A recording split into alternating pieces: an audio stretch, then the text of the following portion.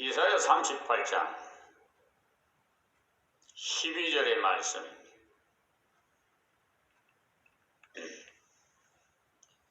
나의 거처는 목자의 장막을 거름같이 나를 떠나 옮겼고 내가 내 생명을 말기를 직공이 배를 걷어 마름같이 하였도다. 아멘. 여기 목자의 장막이라는 것은 목자들이 양을 치기 위해서 가지고 다니는 이동식 간이 텐트로서 검은 염소털로 만들어서 안에는 붉은 천을 대서 햇빛을 차단하도록 만든 건데 나귀에 싣고 이곳에서 하루 먹이고 걷어서 내일은 저곳에서 치고 하는 것입니다. 고린도후서 5장에 보시면 땅에 있는 우리의 장막집이 무너지면이라고 해서 우리의 몸을 장막이라고 했어요. 히스기야도 자기 몸을 목자의 장막 같은 것이라고 했어요. 자기 몸은 마치 임시 건물과 같은 것이라는 말입니다. 인생의 무상을 노래하는 것입니다. 이 땅 위에 육신은 잠시 머물다 가는 것임을 그는 확실히 깨달은 것. 전날에는 그러한 사실을 실감하지 못했는데 중년에 죽는다고 하니까 마치 자기 몸은 임시 건물과도 같다는 것을 절실히 깨달은 것입니다. 우리들도 그렇지 않습니까? 평안할 때는 이 땅 위에서 천년만년 살 것 같은 기분이 들지만 병으로 고생하면 내가 이러다 죽을지도 모른다는 그런 두려움에 쌓이는데 인생은 급박한 일을 당해봐야 그때서야 비로소 인간이라는 하나님의 은혜 없이는 아무것도 할 수 없는 존재구나 라는 것을 뒤늦게 깨달아집니다. 연세 높으신 분에게 지금까지 살아오신 소감이 어떠신지요? 라고 물으시면 예, 80평생을 산 것이 어제 같습니다 라고 합니다. 80을 살아도 오래오래 산 것 같은 기분이 아니라 바로 어제 같다는 거예요. 인생이라는 것은 너나 할 것 없이 급박한 얼음에 부딪혔을 그때에서야 비로소 하나님을 깊이 신뢰하게 됩니다. 또 내 생명을 말기를 직공이 배를 걷어 마름같이 하였도다 라고 했는데 자기의 생명이 배를 짜듯 하루하루를 살아왔는데 그만 배를 다 짜서 돌돌 말아 정리하듯이 끝나게 되었다는 것. 인생은 누구나 하나님의 간섭이 이르면 끝을 맞는 것이 배를 짜다가 주인이 이제 이 뭉치는 그만하고 자르고 싶을 때 잘라버릴 듯이 끝난다는 것. 그러나 하나님께 자기 생명이 매여 있음을 깨달았어. 그래서 주께서 나를 틀에서 끊으시리니 나의 명이 조석간에 마치리이다. 자기의 몸의 임시성과 자기 생명이 하나님 손에 달렸음을 깨닫고 나서니 하나님을 더욱 신뢰해야 되겠구나 싶은 마음이 간절해서 이 말씀을 한 겁니다. 그때까지는 히스기야가 왕이니까 살기도 잘 살았고 든든했습니다만 깊은 병이 드니까 비로소 인간의 나약을 깨닫는 거죠. 지금도 권력을 잡은 자들은 평생 그 자리에서 살 것 같지만 이 세상은 수레바퀴 같아서 흙으로 돌아갑니다. 흙에서 났다 흙으로 돌아가요. 한번 나면 죽는 것은 정언이 있지요. 그 후에 심판이 따른다고 히브리서 9장 27절에 말씀하셨어요. 그래서 인생이 이 세상에 와서 어떻게 살았느냐, 그 결과에 따라서 그 열매가 참으로 좋은 열매를 가지느냐 아니면 좋지 못한 결과의 열매를 가지느냐에 있을 것입니다. 이 세상 사는 동안 남을 나보다 낮게 여기고 선을 행하고 사랑하고 하나님 말씀 잘 섬기고 살아도 부족한데 지금 세상 사는 사람들이 어떻게 살고 있는지 말씀 안 드려도 여러분이 다 짐작이 갈 겁니다. 완전히 이기주의예요. 자기가 최고고 자기가 노력해서 부자 된 줄 알고 자기가 평생 권력을 잡고 있을 것 같은 좌지우지할 수 있는 그런 생각을 가지고 있는 자들이 있잖아요.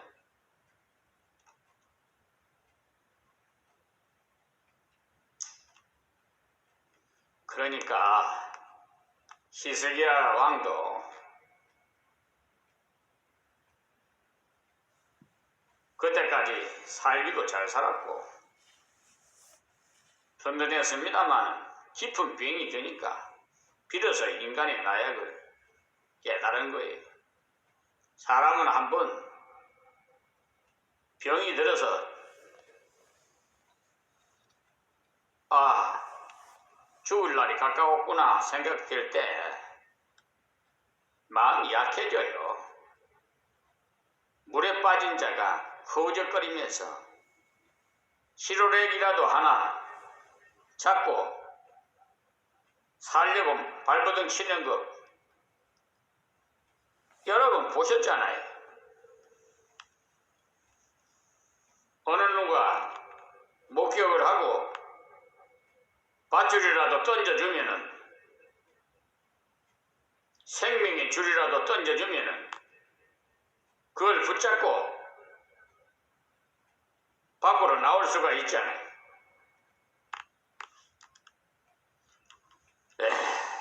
인간은 누구나 극한 역경을 당할 때 비로소 인생의 무상함을 깨달아서 영원한 나라를 준비하게 됩니다. 믿음을 준비하고 하나님 앞에 설 자기를 준비하게 되는 것입니다.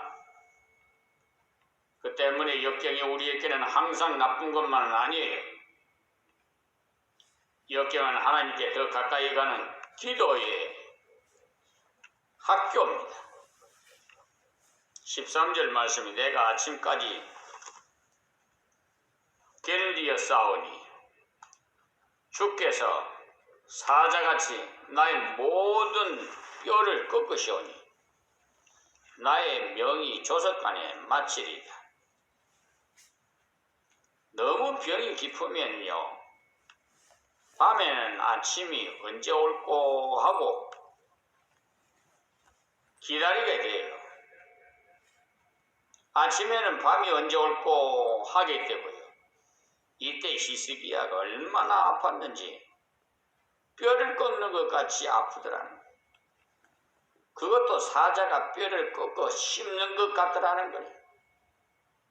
한번 상상해 보세요, 여러분. 세상 살다가 안 아파본 사람 아마 없을 줄 아는데 간혹 가다가 있을 수도 있겠죠. 그래서 심히 어려운 병이 들어서 고통할 때 골병이 든다고 하는 겁니다. 그러니 극한 고통을 맛보았다는 거예요. 자, 14절 말씀에 나는 제비같이 확같이 지저귀며 비둘기같이 슬피 울며 나의 눈이 쇠하도록 앙망하나이다. 이 말씀은 절규를 했다는 거예요. 사람들은 자기의 고통에 대해서 들어봤자 제대로 모른다는 거예요. 그러나 이런 절규 속에서도 눈이 쇠할 만큼 하나님을 앙망하며 바라보았다는 것. 히스기야의 귀한 점이 여기 있습니다. 자기의 부족함과 형편없는 것을 알았지만 하나님께서는 얼마든지 새롭게 하실 수 있으시다는 것을 그는 믿었다는 것. 이런 자세의 심령을 가진 사람에게는 하나님께서 은혜로 역사하시는 겁니다. 내가 이만큼 갖추었으니 은혜 주시겠지라고 하는 사람은 은혜를 베풀어 줘도 하나님께 영광 안 돌아가요. 히스기야 자기는 형편없다는 것을 철저히 깨달은 것. 그는 깊이 자기의 무능을 깨달았기 때문에 하나님 외에는 앙망할 곳이 없음을 알아서 새들이 지저귀듯이 눈이 쇠하도록 눈물을 흘리면서 하나님의 은혜를 앙망했다는 것입니다. 다음에 여호와여 내가 압제를 받사오니 나의 중보가 되옵소서 이렇게 기도합니다. 압제를 받는다는 말은 병에 짓눌렸음을 말하는데 병에 눌려 죽겠다는데 하나님께서 중보자가 되어달라고 기도했어요. 중보자라는 위로자, 해결자라는 말인데 하나님 외엔 이 병에서 건져줄 자가 없으니까 하나님을 바라보며 기도한다는 것입니다. 다음 15절 말씀에 주께서 내게 말씀하시고 또 친히 이루셨사오니 내가 무슨 말씀을 하오리까. 하나님께 기도하면서도 하는 말이 이사야가 죽는다고 하였으나 기도는 끝까지 하겠다는 말씀이에요. 생명에 대해서는 누구라도 다 그래요. 죽는다 해도 살려달라고 기도하는 것이 인간의 본성이에요. 영혼을 삼하는 마음을 하나님이 인생에게 주셨기 때문이에요. 전도서 3장 11절을 참고해 보십시오. 그리고 내 영혼의 고통을 인하여 내가 종신토록 가끈히 행하리이다. 그러니까 심령의 어려움을 당할수록 점점 깨어 근신해서 하나님 앞에 바르게 살겠다는 결심을 말하는 거예요. 이 말씀은 하나님께서 불쌍히 여겨서 살려 주시면 영혼의 고통과 육신의 고통을 받아보았으니까 이제는 헛되이 살지 않고 가끈히 살겠노라는 결심을 진지하게 표현한 겁니다. 그런데요, 병원에서 사형 선고 내린 암 환자가요, 하나님 말씀 듣다가 자궁암이 터져서 암덩어리가 쏟아져서 살려줬는데도 고마운 줄도 모르고요.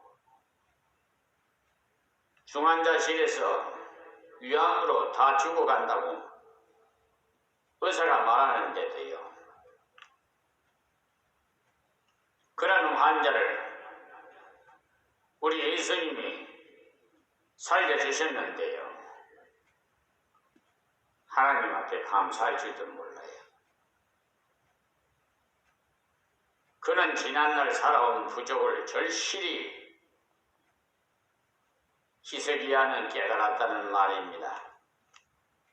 사람이 역경을 통해서 자신의 걸어온 자취를 바르게 검토해 보는 계기가 되는 경우가 많습니다. 16절 말씀은 주여 사람이 사는 것이 이에 있고 이 말씀은 고난을 통해서 바르게 깨달아 순종하는 자리에 이르러 사는 목적을 바르게 찾게 하기 위해서 하나님께서 사람으로 하여금 고통도 당하게 하시고 어려움도 당하도록 하셨음을 알았다는 것입니다. 그리고 내 심령의 생명도 온전히 거기 있사오니 원컨대 나를 치료하시면 나를 살려주옵소서. 이렇게 기도합니다. 하나님께서 이 땅 위에서 자신에게 어려움을 당하며 괴로움을 맛보도록 하시는 것은 고난으로 인해 하나님 앞에 자기를 돌아보며 가뿐히 살 수 있는 분신된 마음을 갖게 하기 위해서 그렇게 하셨음을 깨달았는데 이제 살려주시면 그렇게 살겠노라는 약속을 하면서 구하는 서약적인 기도, 히스기야는 하나님 앞에 합당하게 살 것을 전제로 한 치료를 위한 기도를 했습니다. 17절 말씀에 보옵소서. 내게 큰 고통을 더하신 것은 내게 평안을 주려 하십니다. 주께서 나의 영혼을 사랑하사 멸망의 구덩이에서 건지셨고 나의 모든 죄는 주의 등 뒤에 던지셨나이다. 아멘. 이제는 기도한 대로 사죄와 고침의 은혜를 주신 것을 확신하는 고백을 하는 것입니다. 은혜와 긍휼의 하나님을 앙망하며 간절한 기도를 하고 나니 하나님께서 은총 주실 것이 점점 더 확실하게 믿어진다는 것. 그런 믿음이 생기는 것이 하나님이 기도를 들으시고 성취하시겠다는 응답입니다. 내게 큰 고통을 더하신 것은 내게 평안을 주려 하십니다. 고통을 많이 겪어본 사람이 그 고통이 지나면 평안을 주심이 귀한 것을 깨닫습니다. 시끄러운 소리 후에 조용하면 더욱 조용하게 느껴지는 것과 같이 누구나 육체의 병이 들어서 심히 아파서 괴로워하다가 하나님의 은혜로 낫고 나면 더욱 기쁨이 큽니다. 그러니까 히스기야는 고통을 통해서 하나님의 긍휼의 은혜를 더욱 깊이 깨닫게 하시려고 평안의 은혜를 가치를 알게 하시려고 하나님께서 역경을 허용하신 것을 알았다는 겁니다. 그러니까 이제는 그런 목적이 히스기야의 회개를 통해서 채워져 서시니 병이 나을 것을 믿는다는 것입니다. 다음, 주께서 나의 영혼을 사랑하사라고 했는데 이상한 말 아닙니까? 육체가 아프니 육체가 어떻다고 해야 할 것 같은데 자기의 영혼에 대해서 말해요. 히스기야가 말입니다. 육체의 병 때문에 괴로워서 하나님 앞에 간절히 기도하다 보니까 육신의 병이 낫는 것보다 하나님과의 교통이 올바르게 된 그것을 기뻐했다는 것. 자기의 죄를 회개했을 때 그 회개를 받으셨다는 그 표로 자기의 모든 죄를 하나님의 등 뒤로 던지셨나이다 라는 고백을 했는데 하나님은 영이시기 때문에 실제로는 육체적인 등이 없습니다. 죄를 등 뒤에 던지셨다는 말은 회개한 죄는 다시는 묻지 않는다는 것을 문학적으로 표현한 것. 그러니 자기의 회개한 죄를 완전히 사해 주셨다는 것을 확실히 알았다는 의미인 겁니다. 여러분 주위에 어떤 분들을 회개한 죄를 또 회개하고 또 회개하는 사람들이 있는 경우도 있어요. 그런 짓은 하나님을 대단히 섭섭하게 하는 짓입니다. 그런 경우는 하나님은 죄를 회개할 때 즉시 용서해 주셨는데 내가 내 죄를 용서하지 않기 때문에 회개한 죄를 또 회개하고 또 회개하는 것입니다. 회개할 때 하나님은 즉시 용서해 주셨는데도 자신은 자기를 용서 못해서 자꾸 지은 죄의 생각이 나므로 속이 시원치도 않은 것 같아서 아직도 죄가 해결되지 않았지 싶어서 자꾸 회개하는데 그런 것은 하나님을 불신하는 태도예요.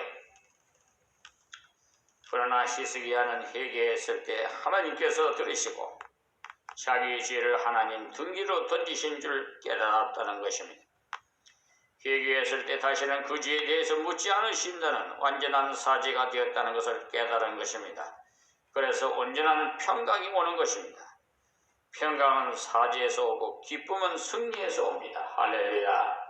오늘 새벽에 2022년도 12월 오늘이 29일이 되겠습니까?